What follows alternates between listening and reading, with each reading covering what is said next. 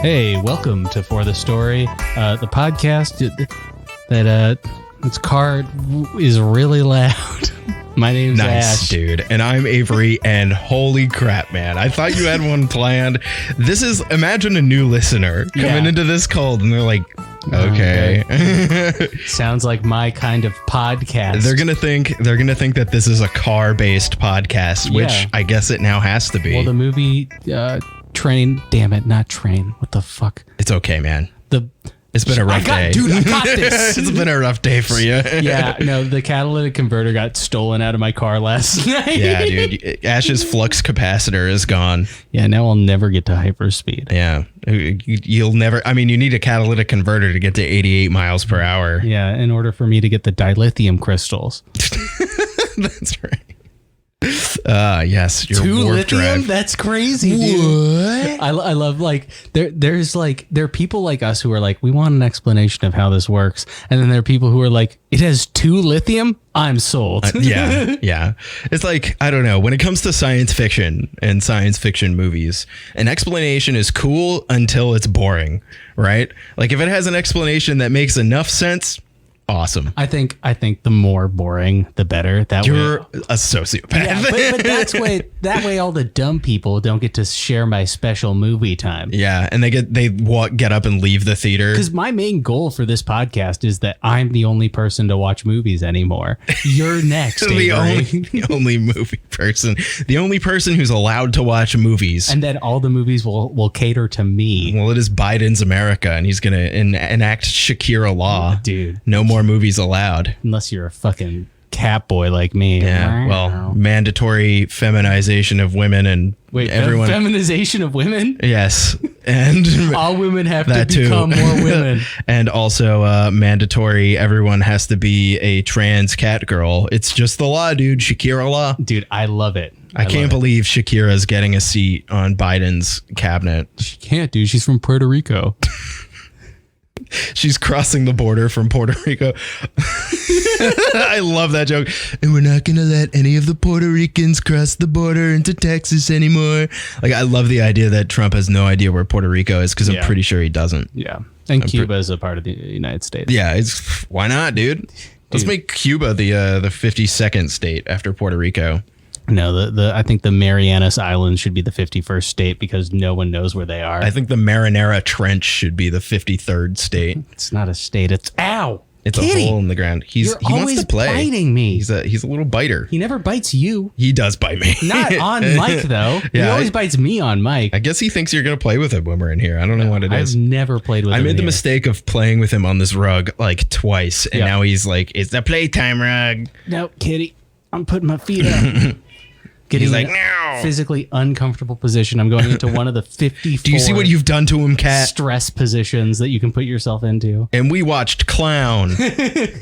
I mean, that was fine. Yeah, we watched 3 movies this week. Not Sort 4. of. We tried really hard. Yeah. It's been a rough one. Yeah, this has been a weird week. Yeah, it has been for all of us. But we got 3 done. We got Clown, we got 21 Days, and Neon Diva. Neon Demon.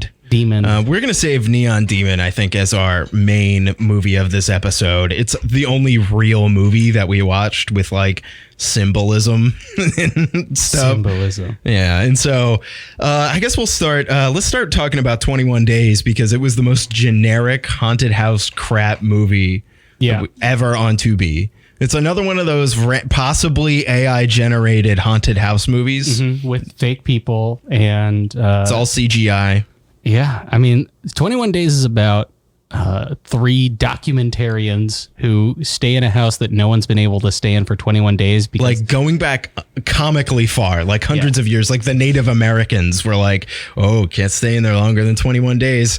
Like in the house was probably, I almost said the Klaus. Yeah. Like, because I was thinking clown. Yeah. Not cool. Dude. Can't conflate houses and clowns. Well. What's next, dude? What's a house next? of clowns, maybe? This is what the socialists want, dude.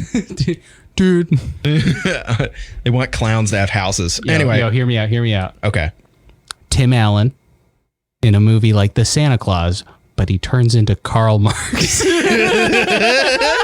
Karl Marx is a very Santa Claus like appearance. Yeah, exactly. I kind of support it. It works perfectly. It does work pretty well. You just think it's another Santa Claus movie until about halfway through when he starts eating rich people. Tight, dude. The real meaning of Christmas: eat the rich. Yeah, You thought you were seizing presents? Really, you were seizing the means of production. I mean, what do you think? You got to help those elves out somehow. They're slave labor, dude. Oh my God, that's right. If anything, Santa Claus is the ultimate free market capitalist. Can we retcon Santa to not own people? I guess they're elves, but I think we can do that. He is a fictional person, but normalizing slave labor is a little. He's canceled, I think. Everyone Santa get on Claus Twitter. is canceled. Hashtag Santa's canceled. Cancel clause. The cancel clause. Oh my God, that's our movie. It's starring Keemstar. Oh, Keemstar. What a fucking weird. Oh yeah, like openly neo-Nazi Keemstar. Fuck yeah, but hell yeah, you love to see it, dude. Yeah, badass, dude. Badass. Really normalizing the alt-right on YouTube. We'll talk about Nazi symbolism in film during our third film. Yeah. But 21 days, 21 days. They lock themselves in this house. They do like actually the beginning documentary parts pretty solid. Started out all right. Yeah. It definitely had there is something very comforting about like the found footage nature of some movies. I like it. It makes me feel good. It's a guilty pleasure for sure. But I went into that movie being like, oh, this is what I wanted. I wanted some crappy found footage action, and I just wanted to like not care about it. But then it got really boring. When you actually didn't care about it. Yeah.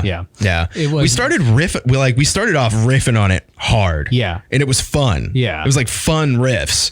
And then it really turned into not that. They did ridiculous things where like one of the first one weird spooks. Yeah. One of the early spooks was like a balloon goes behind the lady. Yeah. Oh my God. And like the beeping of like the EMF thing. God. They Googled most annoying sound. Oh, it was so annoying. And it's like literally the entire second half of the movie is just that beeping noise and almost no other sound aside from our characters screaming, which is.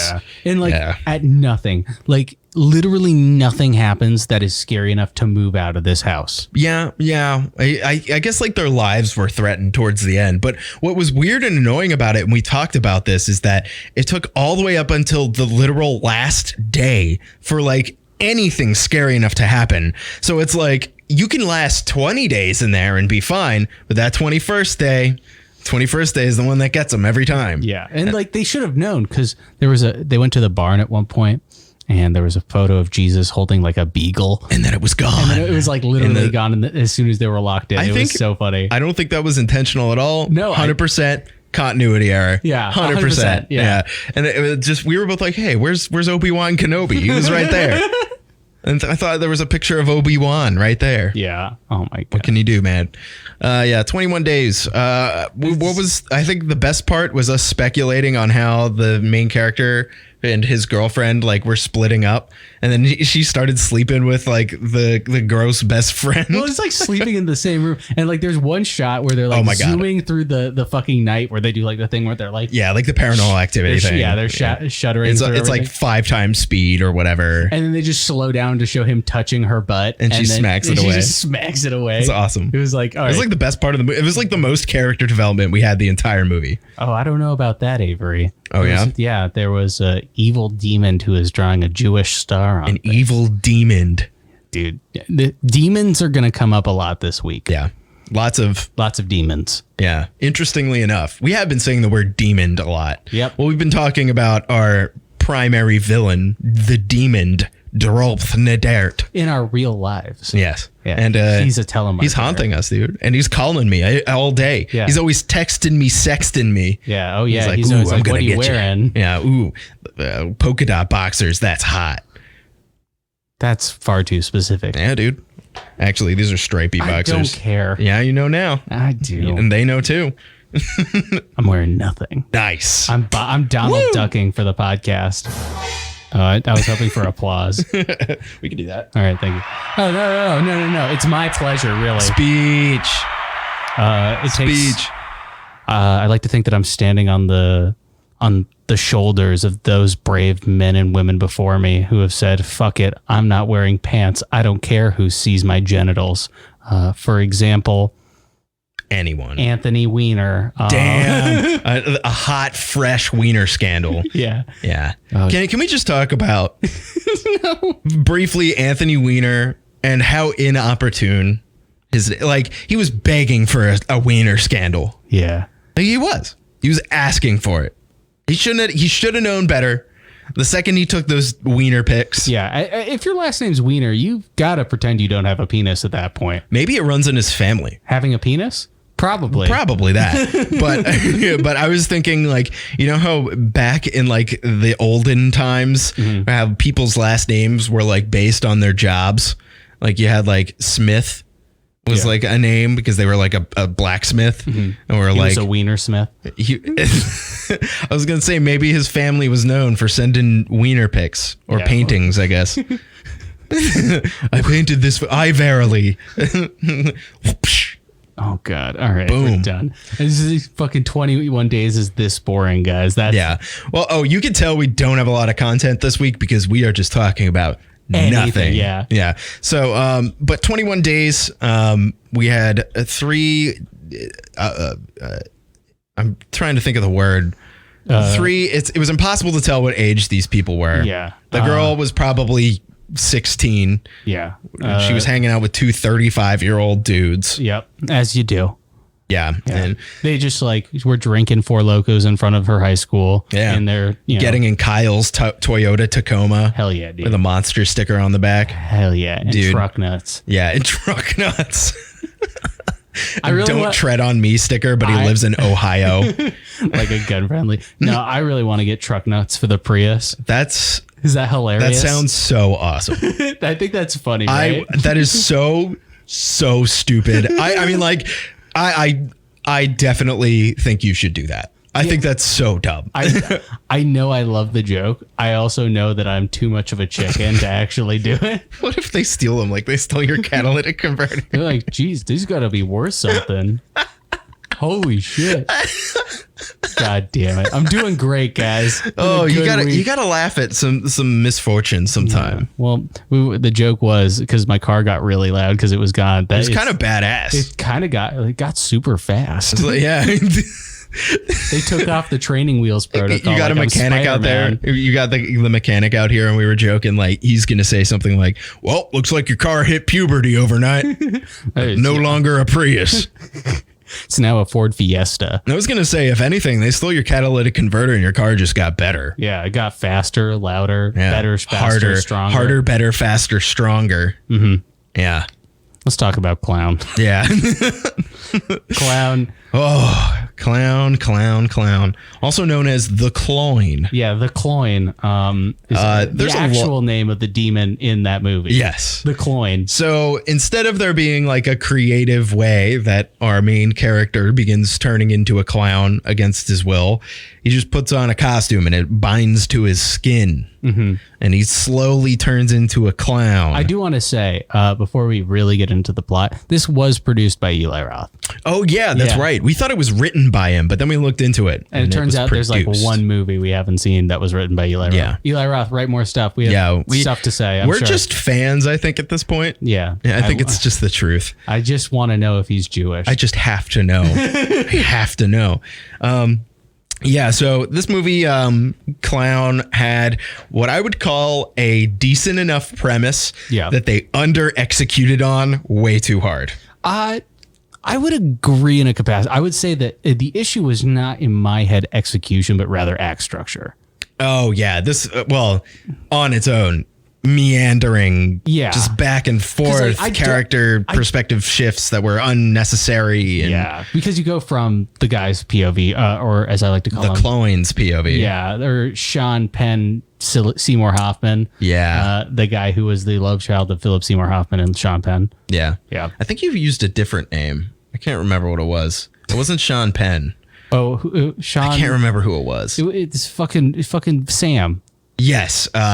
Sean Astin. Sean Astin. That's my bad. He did look like them. Yeah. But this movie absolutely meandered its way. It just like, I think like it was clear to me that they had a concept which could have been good if they like played up the more ridiculousness of it. And instead they just made the clown just a generic child eating monster.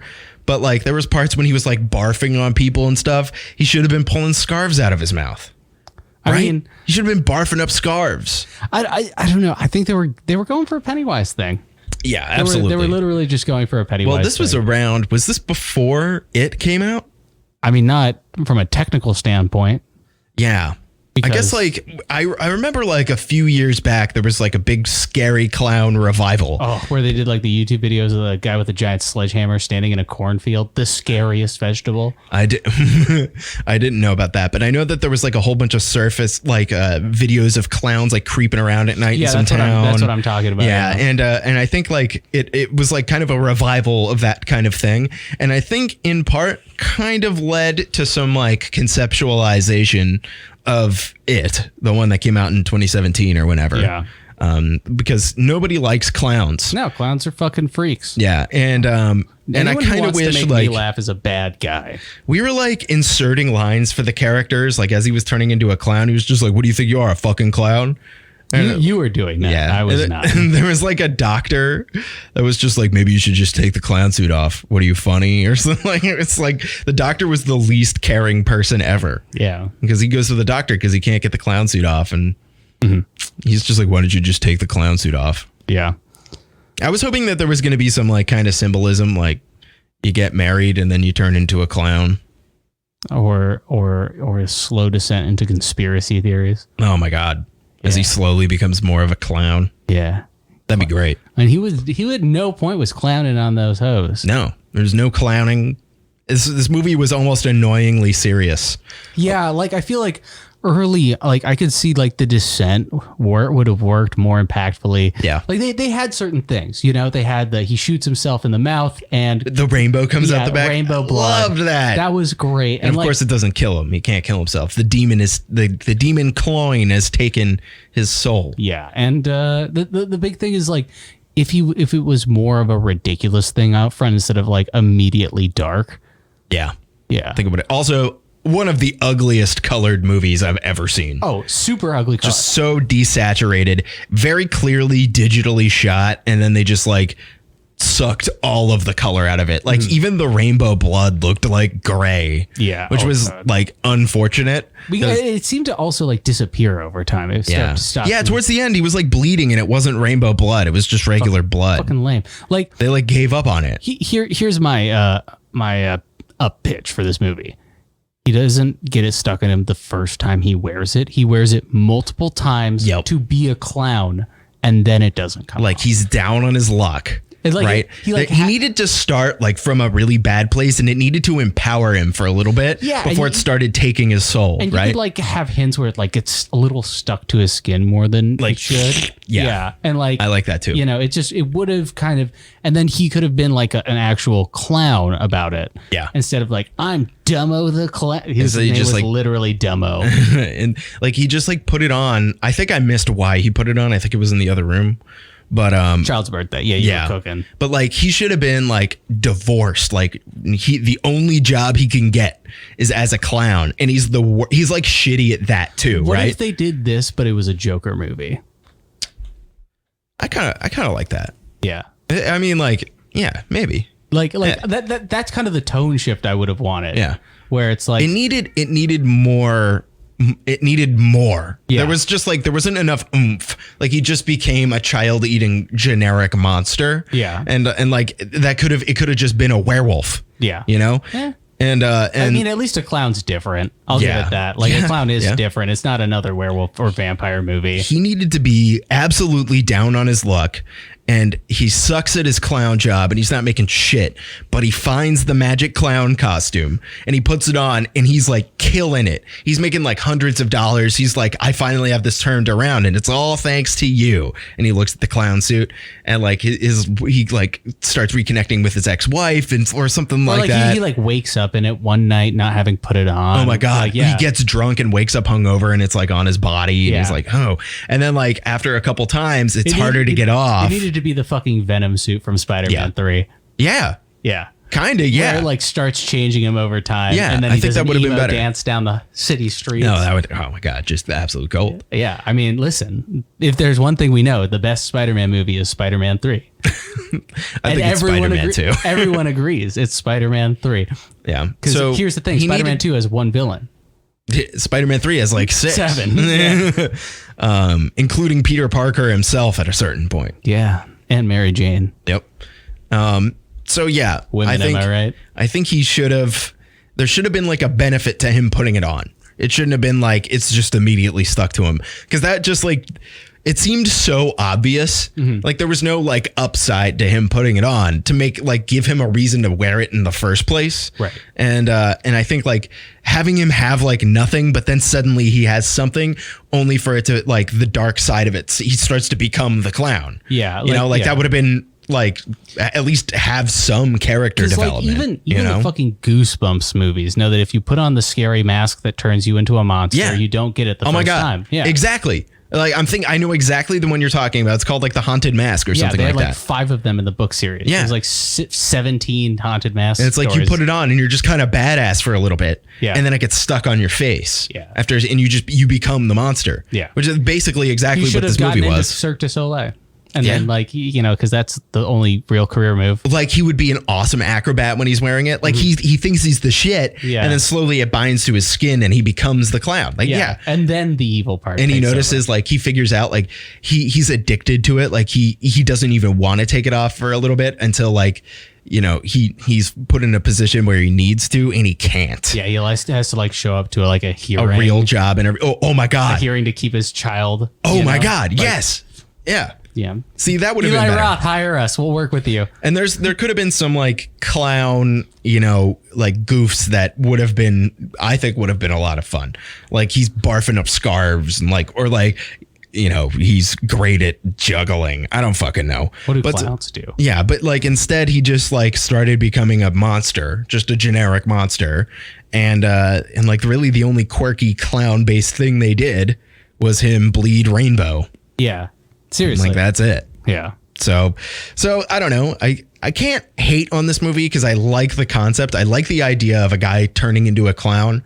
I think it's kind of cool, but I also like werewolf movies and they're basically the same thing. I would say, yeah, they are very similar, but I feel like clown has like a different symbolism to it than werewolves do, but they didn't tap into that. Yeah, they did. They didn't touch it at all. Yeah, they didn't like this sick like need to entertain. Like even though nobody's comfortable about being around you, they didn't touch on that at all. Yeah, I mean like and they could have. It's a different kind of, you know, because like werewolves have the whole like period metaphor and like the inner beast of man and how, like, you know, they have all those things, and clowns are different and they didn't really treat it like that. Yeah. They did it like they almost just did like it like a standard werewolf. possession also. Yeah, just like a possession. You're right. Yeah. And like there is some like that sick desire to be the center of attention and to like that clowns have and to make people laugh when you're not funny. And like that whole thing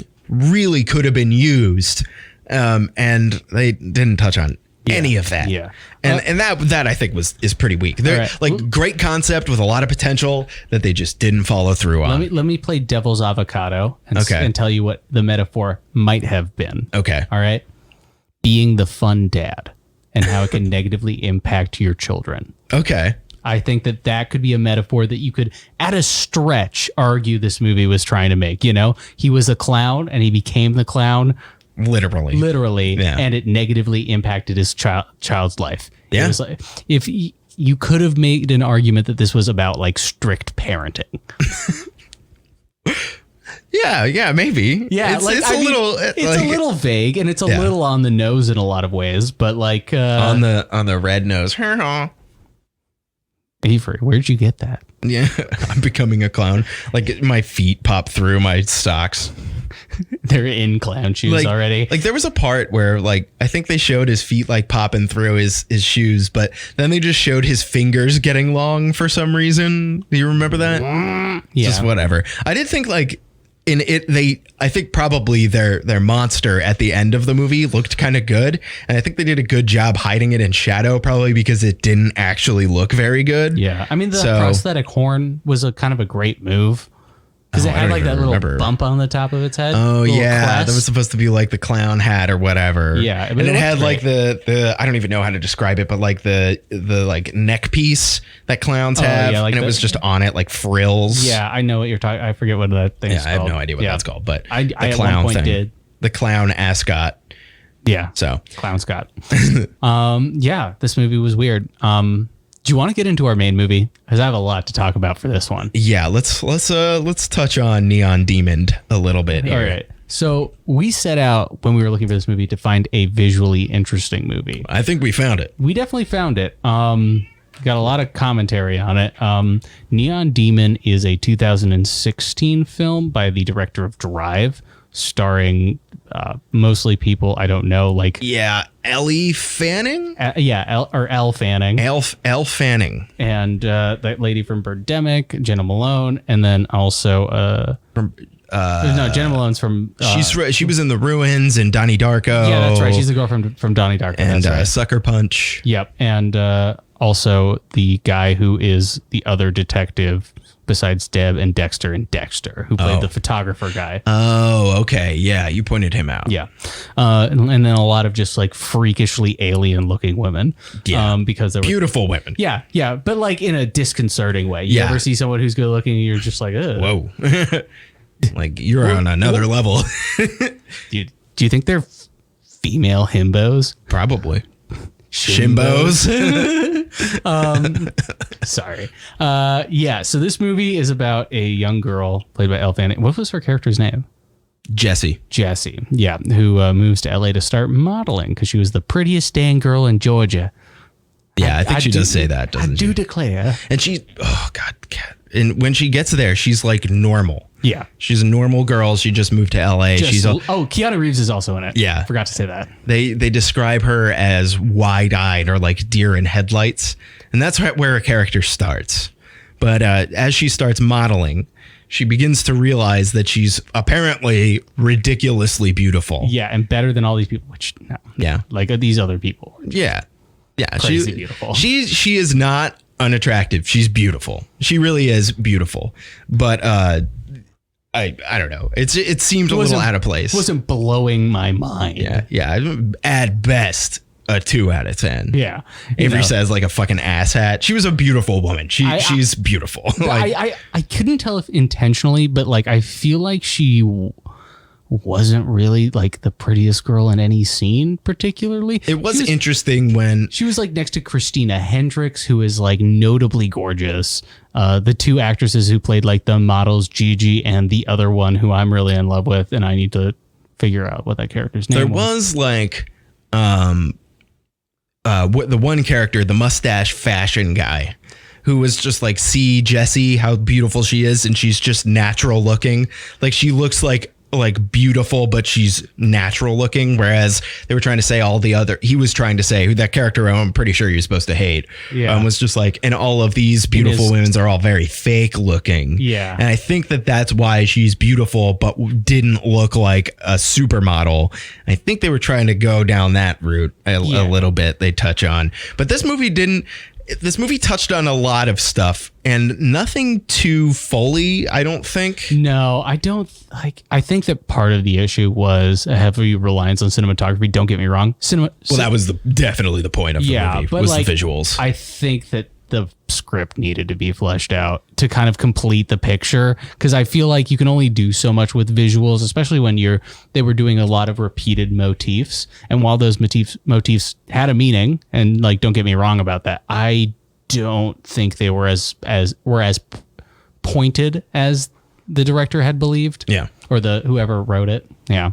Yeah, it definitely was a visuals first movie, but I mean it's like art house horror. Like that's clearly like they set out to do that. There was tension at the very least. It was like thriller-esque, but like thriller-esque. Yeah, but I feel like the horror element was like very much an afterthought. You know what I mean? Like, I feel like when they got to the actual horror element, like they did like little things, like I guess the girl trying, like sucking the blood out of her hand was I like that. Yeah. Supposed to infer something. But like that felt like the point at which the scale should have tipped, not another hour of just like her being there was a lot of very, very slow, long, deliberate shots that like, it was a beautiful movie. There was like wonderful use of light, wonderful composed shots, everything very measured, very centered, and they just like visually appealing in so many ways. And I don't think the point of the movie was to tell a story with incredible character development. No, that's not even what I'm asking for. I'm asking for a little bit more directionality because like the thing about like purely visual things is visual things can have multiple meanings. Yeah. And like some of them were super on the nose in like kind of a cringy way, like when Jenna Malone bleeds out of her vagina at the full moon. Was that on the nose? Like, what even was that? That's what we were like. It was periods. You get she's period. We were she's like getting her pretty checked out. She's getting her period again for the years that she's been out of work as a model because she's too old. Oh yeah, maybe. Yeah, we were pretty checked out by that point. Yeah, we were like, like they kill off the main character like 20, 30 minutes before the end of the movie. Maybe not 20. It was like 20 minutes. You know, like 18, 20 minutes. Yeah, it was close to the end, but it was like there was still a full little bit left. But our main character, Elle Fanning, Jessie, she starts out very wide-eyed, and then as she's like groomed by this modeling industry over apparently a very short amount of time. Yeah, and also she's like underage. That's a crucial element. And of her pretending character. that she's 19. And I think like, that was obviously very intentional that these women that are modeling are likely like too young to be doing it and being taken advantage of to a certain extent. But all these people tell her how she is the most beautiful woman that they've ever seen. And like, she's getting roles that some models like will try years to get. And like, she's just blowing them out of the water. And she becomes like larger than life in her reality, I think. And it really goes to her head just so fast. Like she dumps like this dude that she's been kind of seeing. But it was like a nice dude. It was so insane though, because she was still living in the motel even though she blew up. Like that didn't make sense to me. Yeah. It made it like, seem was she getting paid? Was she like, it seemed like she was more like it was more in her own head than it was actually like success. Yeah, I think so. Because like they don't show her doing the like finale of the catwalk. Yeah. They don't tell you whether or not her photos were actually printed by that guy who took them and like got her naked and painted her body with his hand like a fucking freak. Like I think it was almost delusion, but that's one of the ways in which the script could have been a little more clear. Yeah. On what like. Because having her be delusional about her success is interesting. It doesn't have to be character development or it's not very character heavy, but it does give you like a feeling of unreliable narrator, but in like a very minor way. Yeah. And so it makes you distrust like what's actually happening to her. I think she was kind of becoming delusional. And I think that's kind of cool. Like there was some cool symbolism at the end when she talks to Ruby and how she's like standing up on the diving board, and Ruby, who's like her like mentor or like what is she's like the makeup lady for the models or something. And Jessie looks up to her. That's Jenna Malone. Yeah, and she looks up to her like as a friendly face, and Ruby ends up coming on to Jessie, and she's just like, no, I don't want that. Yeah. Like I'm sorry if you thought it was like that or something like that. Yeah, Jessie's now better than everyone. Well, also she was saying that it's because she's a virgin too. Oh yeah, and which like I couldn't tell if that played into the eating her part. I don't know or not. But there's the symbolism when Ruby's down in the pool and Jessie's up on the diving board like an angel. She thinks she's like better than everything ever. Yeah. And these people are so far below her. And then the other models fucking kill her. And eat her. Yeah. Which I get. They want to be her so bad. Is what it is that this just like absolute envy to the point where they'll do anything to be beautiful. I think that the metaphor was that actual beauty is eliminated by the modeling industry.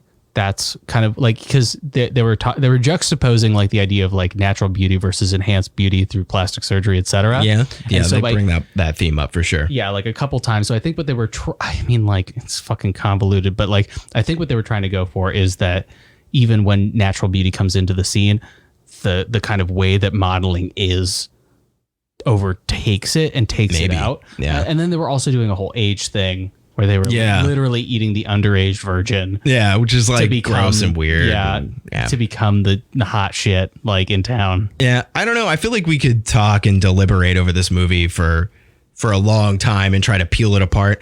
I really don't even think the people writing it had that strong of a theme that they really wanted to put through. Yeah, I think they just wanted a shell story that they could put great visuals on.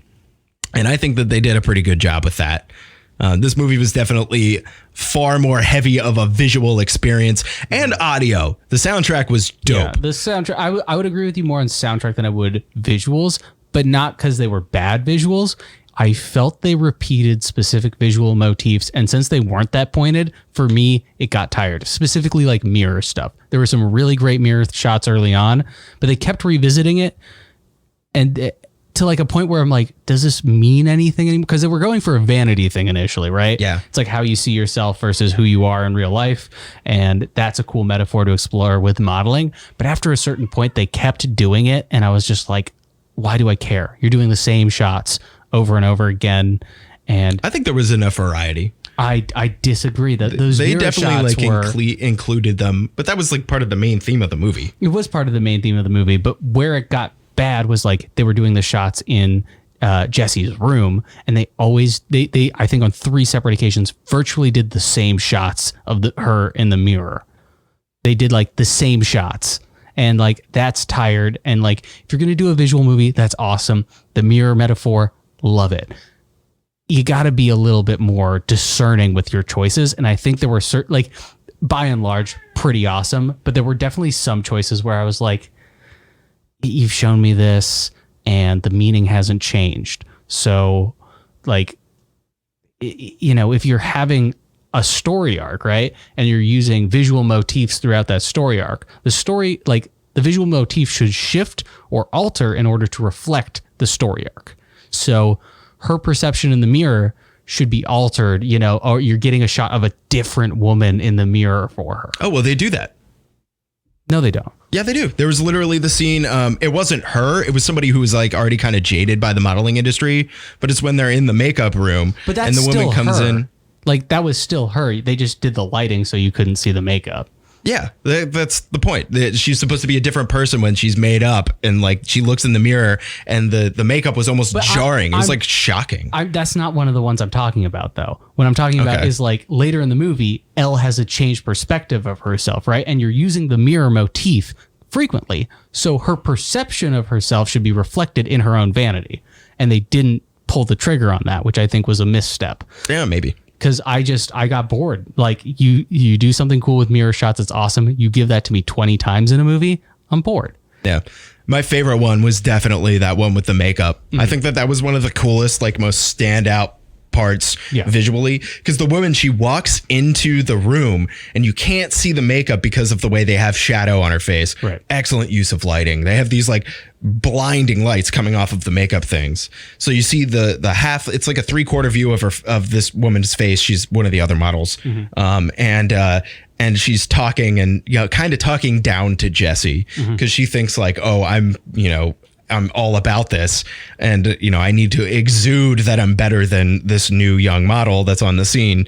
And there was one thing that she said where she was like, she was just like, nobody really likes the way they look. And Jesse's like, I do, or something like that. Mm-hmm. Like she's like, the transformation is starting to happen. I thought that was pretty fucking cool. And then like, there's the part she looks right into the mirror, and it almost was like, it was like the jump scare that this movie had. It was like when she looks and like just done up with this crazy makeup that you didn't know was on her face at all. It was pretty fucking rad. I think, it's been dimming. I don't know. I think I just need to replace the bulb. Yeah, fair enough. But I super liked that a lot. There's so many great plays with light There were definitely some really well lit scenes. I would say lighting was definitely a strength of the movie. Yeah, for sure. Like just smart and using like things like that where blown out lighting can make you not see like the shadowed part of somebody's face. Very cool. I also liked when they were going into the photographer's set and they walk onto like this white room that's just totally whited out, and it looks like this infinite void because she's supposed to feel very small in like a big scary world. Yeah, big scare, like much bigger than her. Cool symbolism there. And with them when they do that photo shoot, I think is the best lighting I've ever seen. Yeah, that was probably the big standout for me as well. Yeah, it was like this like gold yellow lighting, and it was just very low soft, and very horizontal. Yeah, and then just kind of float up towards her face and really because they picked an exceptionally pale actress. Yeah, but she wasn't blown out. That's what was the most impressive to me. Yeah, is that she was very pale and they shined bright lights on her, but at no point was she blown out. I think the gold paint on her did really help with that as well. Yeah, the gold looked really good. Yeah. I think it set like a color palette for the scene. They had it all over her neck, and then they had the flex on her face as well. So she I had think like this like face piece thing. Yeah, it's almost like like a tribal helmet for like a Viking helmet. Yeah, or something like that. Yeah, is pretty fucking cool, man. Yeah. This movie definitely like. See, the thing is that when it comes to like the world of modeling, I don't think there's anything less that I care about, or that I care about less. Do you know what I mean? It's also just like I don't know if this is like a new revelation that we've had in the last 4 years, but coming forward with like, it's a fucked up thing to base our only visuals movie on. Modeling, that's pretty fucked up. I've heard it's like everyone's on that side.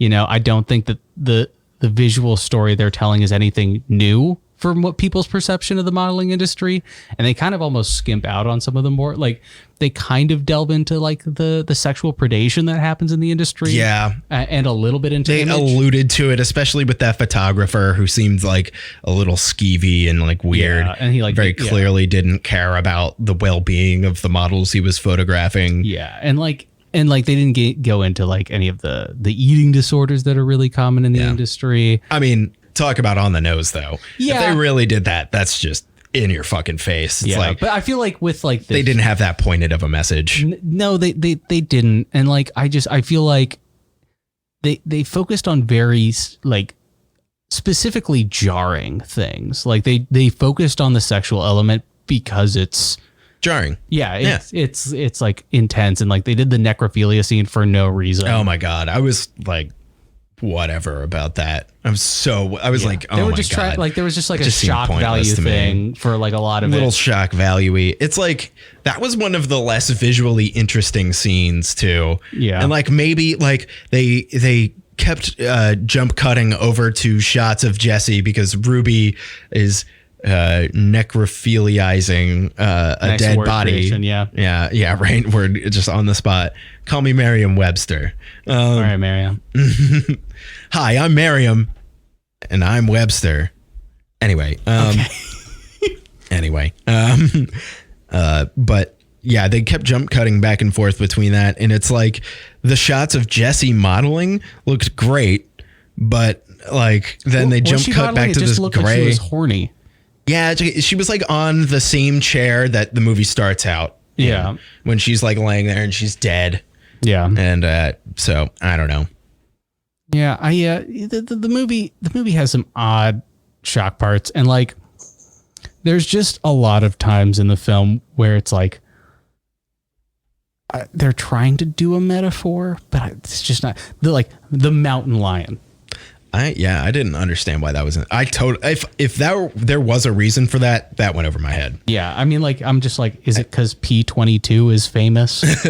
I don't know if. I don't know. I don't think they had that pointed of a message in mind. I really don't. I think they had a concept and they were just like, all right, we can make this glamorous looking, and I think they did a pretty cool job with the visual aspect of it. It had just enough story to like keep it together and prevent it from completely falling apart. and just not making any sense except for maybe towards the end. Yeah. After the necrophilia scene, that's when I kind of checked out a little bit. I was like, for me, it was a little too long. The Keanu Reeves rape scene was probably when I checked out. I thought that was some of the better stuff. She was like, that was like actually a tense moment. Yeah, it was actually a tense moment. Yeah, it was like all of this awful stuff coming to a head. But for me, it just felt exploitative and like it wasn't like interesting to me because they'd already established him as a creepy guy. Yeah, and like I don't feel like I needed that payoff for that to be effective. Yeah, you know, because it was kind of like a way to get her out of the motel and over to Ruby's house, but even that didn't really serve much of a purpose. It's just like, this whatever. Movie we talked about a lot of movies. This is kind of like, we talked about Black Swan. We talked about Under the Silver Lake. I would say Midsommar, because it is visually very interesting, but it feels like it was storyboarded by going like, okay, how do we get to the next cool shot? Yeah.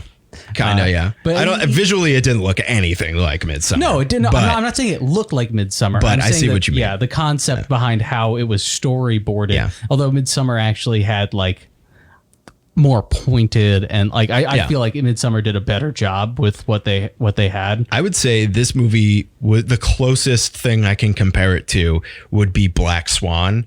Like, this is like Black Swan if it was more visuals heavy and less story heavy. Yeah. You know, this is like a more extreme iteration of what Black Swan was doing. Yeah. Other than that, almost the same message. Yeah. Like almost exactly the same message. This deals a little bit more with like narcissism, self-obsession. Mm-hmm. Black Swan does a little bit of that too. I think they both could have learned from one another is how I would put it, because like how they established Natalie Portman's unreliable narrator as just someone who kind of grows to be like so self-important with her role would have been a great little piece to like chip off a little bit of, you know, you can keep it a visually a visually centered story, but you could still take a couple elements of that. Honestly, I think that with the brilliant minds behind the cinematography, they could have really made that run and kept it a little bit more interesting during that third act slump that it had. Yeah, the third act was just like, I'm sure that there's more, you know, like I'm sure there's people that have picked this movie apart endlessly. Yeah. And I just like, the more I try to delve into it, the more I keep realizing that that's not the point of the movie. The people who wrote it don't even have an exact, you know, meaning. Yeah. They could probably like mince words about it and be like, yeah, well, it's about, you know, it felt vanity conflating in a lot of ways. Like it felt like they were arguing with themselves a little bit throughout it. Maybe. It felt like multiple minds were on the storyboarding, and in kind of an obvious way of like what direction they wanted to pick apart the situation that they'd set up in the first act. I think they just didn't know how to finish it. Yeah, I think that's part of it. I think they knew that the models were going to kill her, and like they probably could have left it at that, but I guess they needed to get the models come up. See, I don't understand why they ate her and then the girl barfs up an eyeball. That just didn't mean anything to me. Haven't you heard? Well, I told you that my shitty impression is that this industry will eat you alive, and then the girl throws up the eyeball and then she eats it because beauty is in the eye of the beholder. Like that's how it came devolved. Across. I think that the pointedness of the visuals devolved over the course of the movie, and it kind of got to that level where, especially because like they were in the swastika room. I don't think that was really intentional, but it was there. You think that they put that much thought into their visuals for the entire movie, and they weren't like, this room looks kind of like it's painted with a bunch of blue swastikas. Yeah. Oh, weird. I don't know, maybe. But yeah, I don't know. Neon Demon, it was kind of cool for at least a little bit. And then I kind of wore on me a little bit. Yeah. I think that because we were initially talking about how it was going to be a little bit more of like your analysis at the beginning based on what we were seeing in like the first 20 minutes was like, this is going to be the flip side of Under the Silver Lake. It's going to be from the perspective of the girl. It kind of was. And in a way it was. I wouldn't compare these movies in terms of quality, personally. Yeah. But Under the Silver Lake was intentionally and almost farcically, if that's a word. Farcicles is the god of farces in Greek mythology. But that was almost intentionally over the top esoteric, and that was the point. This had no Yeah, like Nothing like that. They were esoteric in a capacity, but more due to vagueness than like a pointed message. And like, I think that like, I like the bones of this movie. I just would have liked to have seen more of a story. No, just a cohesive thought with it. Yeah. I just felt like they kept going in these different branching places, and each one of them they presented awesome and it was interesting, and they didn't really follow Flesh it through. out. Yeah. Yeah. And so like that's because they were thinking about they needed a vehicle to get to the next visuals. Yeah. So exactly. Like my analysis of Midsommar. Like it's an interesting movie for sure. I'm glad I watched it. I guess I don't even know. I've heard a vast array of reviews about this, and pretty much what everybody's said is just about what we've said. Sweet. Is that it's like pretty much it's awesome looking, but once you start trying to pull the story apart, you're gonna come up short because it's just not the focus. And the story doesn't really have much of a focus. Yeah. And but it looks cool as shit. It does look cool as shit. But for me, if you're going to give me a 2-hour movie, give me a story. Should have more of a point. Yeah, you should have a point, or you should have a story, or... And if this was an hour and a half, get in, get out, that would have been pretty sweet. If they had just killed her and then bathed it in the blood and faded to black, easy. They wanted some of those lingering... just like holding on those shots. Oh my God. I was just asking for it to be over when they were just like looking at that one girl's face and just, or like they like did the empty hallway once she left for like 20 seconds. I'm like, why are you've hit the runtime. Why are you padding this? They just, I don't know. I guess they thought it was more impactful when they held on it. Who knows, dude? Do they focus test movies? They don't, do they? They focus test TV shows. What do you mean? Like with focus groups? Yeah. They focus test movies. They do? Okay. Yeah, there's like usually like limited screenings before the final edit is done. It's usually for like critics often get like advanced screenings and like stuff like that. We always get not yet. Those. Always. Yeah. We always see everything before everybody does. Not 4 years after it comes out and people are done talking about it. We recorded this in 2016. Yeah, it's true. That's why we've talked about movies like Midsommar. Right. So, I think that's where we're going to wrap it up. Let's get our 5 words for Neon Demon done. Okay. Neon Demon. Okay. And I can go first if you don't want to. You can go. Yeah, go ahead. Hell yeah. I'm going to say lacking focus, but goddamn. And the reason I'm going to say that is because this movie was visually stunning. But I do kind of wish there were some more story elements to drive you through it. Rather than keep you engaged, kind of. Yeah, because I started to, like, as an adult with poor attention deficit, like, I started to, like, get bored and get distracted by my phone towards the very end. I'm glad I didn't see this movie in theaters. Oh, God. Because it just, like, it probably would have been a great experience, but I probably still would have liked it coming out of it. But this movie had so much self-seriousness that I kind of wish... I like when things are dumb intentionally, and this movie didn't have any of that, but it was definitely beautiful. I got to give it that. Like that's some of the best lighting I've seen in a movie in a long time. But so Neon Demon, for all of its excellent visuals and some of its shortcomings, is going to get a solid 7 for me. Okay. Yeah. And I would say if you haven't seen it yet, give it a shot. But if you don't like slower burn movies, or if you're expecting a driving narrative, you're probably not going to be captivated by it. And that's where I'll leave it. Yeah. Wasn't neon and wasn't demon. 2 neon, 2 demon. Yeah. This movie, not my cup of tea. Not your cup of demon. Not my cup of tea. I just think that with this film in particular, you can't just give me one thing with a movie. You got to keep me engaged. And when you do something brilliantly once, it's awesome. When you do something brilliantly 100 times, I lost interest in visuals that were cool, which I think is a really big negative for a movie so centered around visuals. There is a missing piece here. I'm not sure if it's character. I don't know if it's story arc. I don't know if it's pointing the metaphors a little bit better through the cinematography, because they clearly had the capability of making it look fucking awesome, but it just lacked anything. I left it going, there were some cool shots. Didn't impact me at all. I left going, okay, I watched a movie. I could have watched fucking The Hottie and the Naughty again and gotten the same level of like story, characters, anything. This was super not my cup of tea. It's a really beautiful movie. I personally wouldn't recommend watching it because I think that it is too long for what it is. This movie's going to get a 3 from me. Damn. Yeah. Well, there you go. Neon Demon. I enjoyed The Clown more. Oh. We're going to differ there. Clown was engaging. Clown by comparison. Clown had some engaging parts, yeah. I would say that, yeah. I mean, like, and I would say that The Clown got more engaging throughout the movie as opposed to what I felt with this one, which is I got less engagement. I got like desensitized to the visuals, which I think is like, which is crazy how good they were. But I know the director has other movies.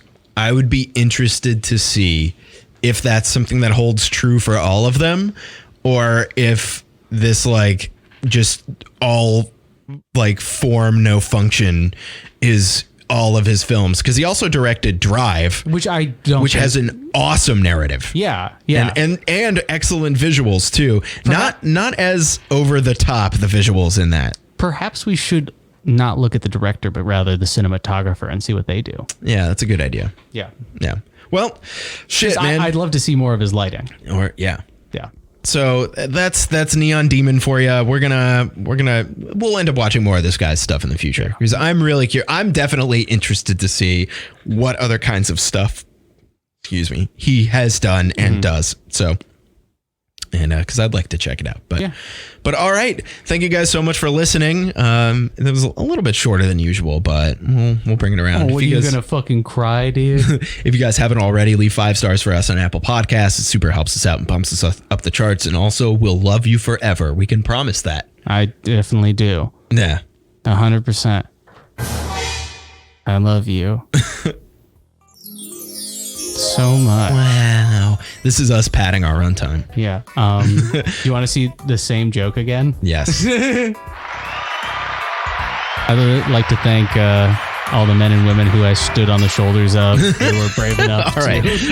That's where we're done. Thank you guys so much for listening. Goodbye. Bye.